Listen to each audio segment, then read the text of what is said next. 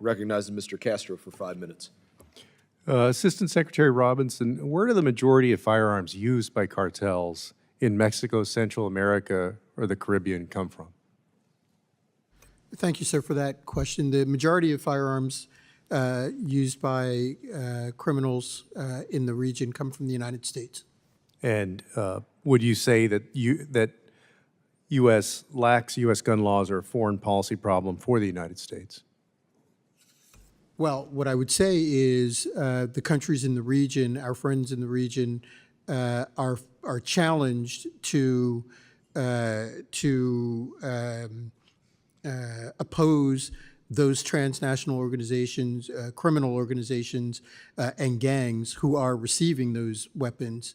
And we are challenged here in the United States to help them. And when countries in the region, particularly the Caribbean, raise their most important priorities with you, this is for Secretary Nichols, how often does the issue of firearms from the United States come up?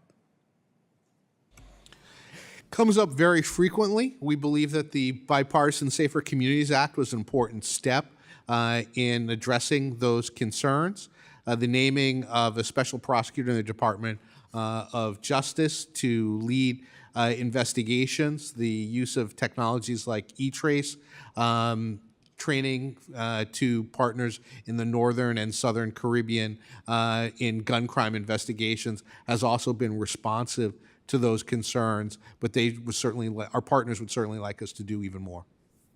And Secretary Robinson, one important tool we have to track and combat the trafficking of firearms is the Bureau of Alcohol, Tobacco, and Firearms' E-Trace system, which allows law enforcement to submit forensic information from captured weapons like serial numbers to the database.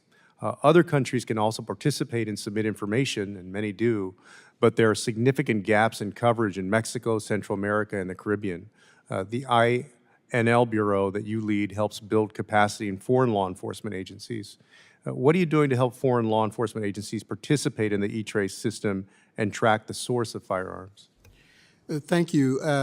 Actually, we are working very closely with our interagency colleagues at the Department of Justice, Alcohol, Tobacco, and Firearms, and DHS to broaden the spectrum of the use of E-Trace, not just in Mexico, but in the Caribbean.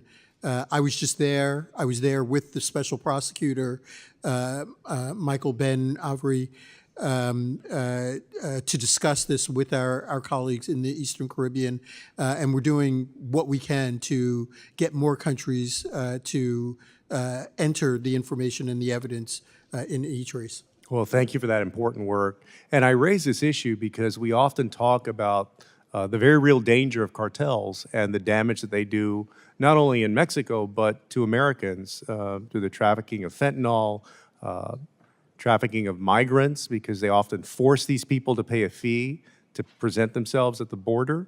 But they are powered by American firearms.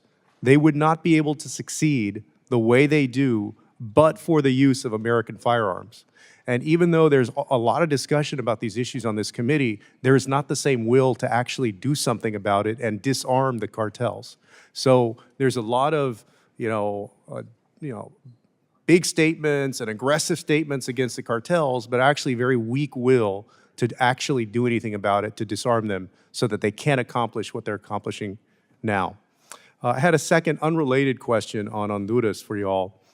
U.S. Trade Representative Catherine Tai has said that, quote, President Biden does not believe corporations should receive special tribunals and trade agreements that are not available to other organizations, and he opposes the ability of private corporations to attack labor, health, and environmental policies through investor-state dispute settlements. Does the State Department share the President's position of opposing investor-state dispute settlement policies? Well, I'll just note that I support the President's policies. The specific reference to Honduras is not something that I've tracked closely, and I would appreciate the opportunity to come back to you for the record with a more specific answer. Thank you. I yield back. Thank you, Mr. Castro. Chair now recognizes Mr. Baird for 5 minutes. Thank you, Mr. Chairman and Ranking Member. I appreciate the opportunity